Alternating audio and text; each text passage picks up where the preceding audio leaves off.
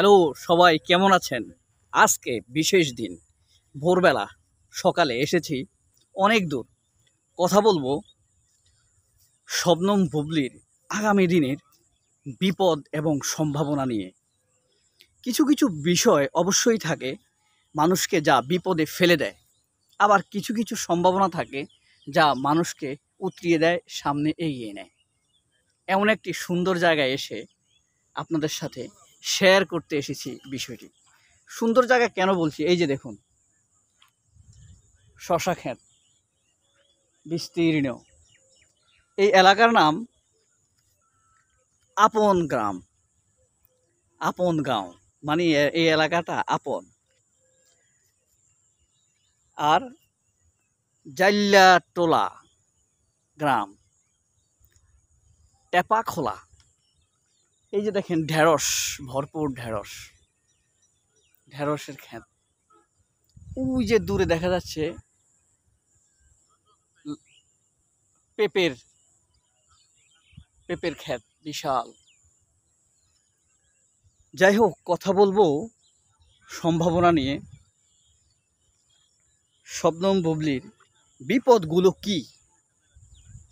আমি যা দেখছি তার আপাতত 1 নম্বর বিপদ হলো তার ভদ্রতা। আর তার 2 নম্বর বিপদ কি? তার সেকেন্ড বিপদটি হলো অপবিশ্বাস। কারণ হলো এখন পর্যন্ত শবনম বুবলির বিরুদ্ধে যতগুলো ষড়যন্ত্র এসেছে, সবগুলো এসেছে কোথা থেকে? অপবিশ্বাসের দিক থেকে। প্রতিটি ষড়যন্ত্র শেষ পর্যন্ত মিথ্যা প্রমাণিত হয়েছে এবং একটি ষড়যন্ত্র টিকে নেই।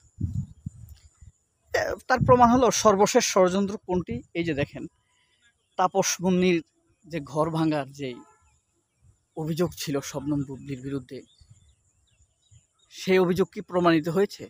হয়নি। কিন্তু অভিযোগ এসেছে কোন দিক থেকে? ষড়যন্ত্র পাকানো হয়েছে কোথা থেকে? সেই অপবিশ্বাসের দিক থেকে। এর আগে যত ষড়যন্ত্র হয়েছে অপবিশ্বাসের দিক থেকে হয়েছে। এই যে আরেকটি জিনিস দেখুন, ধনচা চিনেন আপনারা? বিস্তীর্ণ ধনচা ক্ষেত। কেমন লাগছে দেখতে? নিশ্চয়ই অসাধারণ লাগছে। আমার কাছে কিন্তু ভাই খুবই ভালো লাগছে। অসাম, দেখতে পারেন। তো এই যে আমরা এই বিপদগুলো, 1 নম্বর বিপদ কি বললাম? তার ভদ্রতা। সে ভদ্র থাকবে, আমার মনে হয়, আমার অনুরোধ থাকবে তার প্রতি, যদি আমাদের কথা শুনে দর্শক হিসাবে সে যদি মূল্যায়ন করে, সেটি হলো অবশ্যই তাকে সাংবাদিকের সকল প্রশ্নের উত্তর না দেয়াই উত্তম। এবং যে ব্যক্তিগত বিষয়গুলো না বলা তার অধিকার। তবে সাংবাদিকদের কিছু দ্বিচারিতা আছে, কিছু জিনিস তারা অনেক সময় বললে বলে বলছেন কেন, না বললে বলে বলেন না কেন। এই বিষয়ে তাকে আরেকটু স্ট্রং করতে হবে। কোন প্রশ্নের জবাব দেব, কোন প্রশ্নের জবাব দেব না, এই জিনিসটি তাকে ডিসাইড করে নিতে হবে খুব স্বাভাবিকভাবে, একদম সাহসের সাথে। আর অপবিশ্বাসকে মোকাবেলার কিছু নেই। অপবিশ্বাসকে মোকাবেলা করার জন্য বিবেকবান দর্শক, ভক্ত, সিনেমা প্রেমীরা তো আছেই।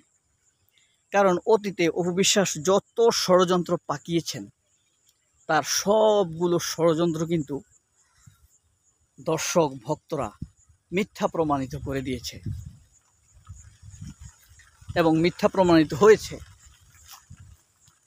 কোন একটি ষড়যন্ত্র কিন্তু টিকে নেই, কোনো ষড়যন্ত্র শেষ পর্যন্ত টিকে ওঠেনি। এখন বিষয় হলো, এ হলো মোটামুটি এই দুটি জিনিস হলে দর্শকরা, বিবেকবান মানুষ যদি এখনকার মতো থাকে, তাহলে সে উতরিয়ে যেতে পারবে। কিন্তু ভবিষ্যতের কথা আমি বলছি। আর সম্ভাবনার দিক হলো কি?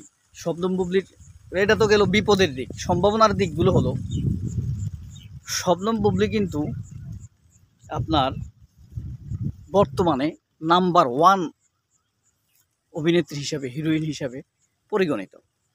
তার প্রতিদ্বন্দ্বী আপাতত কেউ নেই, এবং তার অপবিশ্বাসের দিক থেকে যেটি হচ্ছে সেটি হলো ব্যক্তিগত আক্রমণ।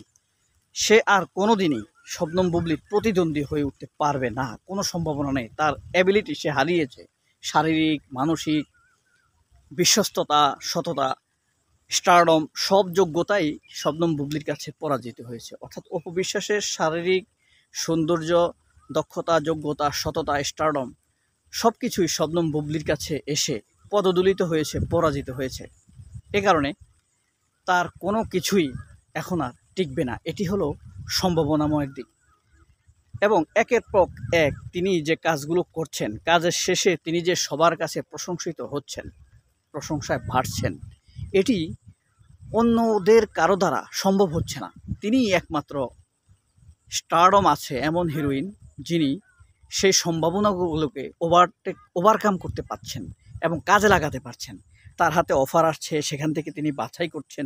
তবে একটি পয়েন্ট থাকবে, অবশ্যই এখানে তাকে যাচাই বাছাই করে ভবিষ্যতে 10টির জায়গায় 4টি, যেমন এই বছর তার অলরেডি 3টি সিনেমা মুক্তি পেয়ে গিয়েছে। আমার কথা হলো এখান থেকে এবছর তিনি 14টি মুভি করবেন সর্বমোট। আমার কথা হলো এত দরকার কি, কোনো প্রয়োজন নেই। তিনি কমিয়ে করুন আরও 2টি, কিন্তু ভালো দেখে একদম যাচাই বাছাই করে করুন। তো সামনের কোরবানে যে তার 3টি আসছে সিনেমা, হ্যাঁ, রিভেঞ্জ, ফুলসিরাত এবং আরেকটি সিনেমা আছে, নাম মনে আসছে না। এবং তবে এর মধ্যে থেকে আরেকটি হইল ফ্ল্যাশব্যাক কলকাতায়, এটিও বেশ দারুণভাবে মানুষের সামনে আসবে। এটি নিয়েও শবনম বুবলি মানুষের কাছে খুব দারুণভাবে আসতে পারে। তো আমি যা দেখছি তার যে বিপদের দিকগুলো, সেগুলো একটু সতর্ক হলে সবই ওভারকাম হয়ে যাবে, এবং সামনে যা আছে সবই সম্ভাবনা। আগামী 10 বৎসর কমপক্ষে তার সামনে মাথা তুলে দাঁড়াবার মতো আমি খুব একটা কাউকে দেখছি না। এমন কোনো মানুষ নেই, নায়িকা তৈরি হয়নি, অভিনেত্রী তৈরি হয়নি, যিনি কেন্দ্রীয় চরিত্রে অভিনয় করে তাকে বিট দিতে পারেন, তাকে ছাড়িয়ে যেতে পারেন। আপাতত সেরকম কিছুই দেখা যাচ্ছে না। তবে তার প্রতি তো প্রত্যাশা থাকবেই। তার সম্ভাবনাগুলোকে কাজে লাগিয়ে তিনি আরও বড় হয়ে উঠুন, আরও দক্ষ হয়ে উঠুন, অপ্রতিদ্বন্দ্বী হয়ে উঠুক, এটিও আমি প্রত্যাশা করি। কারণ নীতি, নৈতিকতা, আদর্শে, পাংচুয়ালিটির দক্ষতায় তিনি সবার থেকে অনন্য।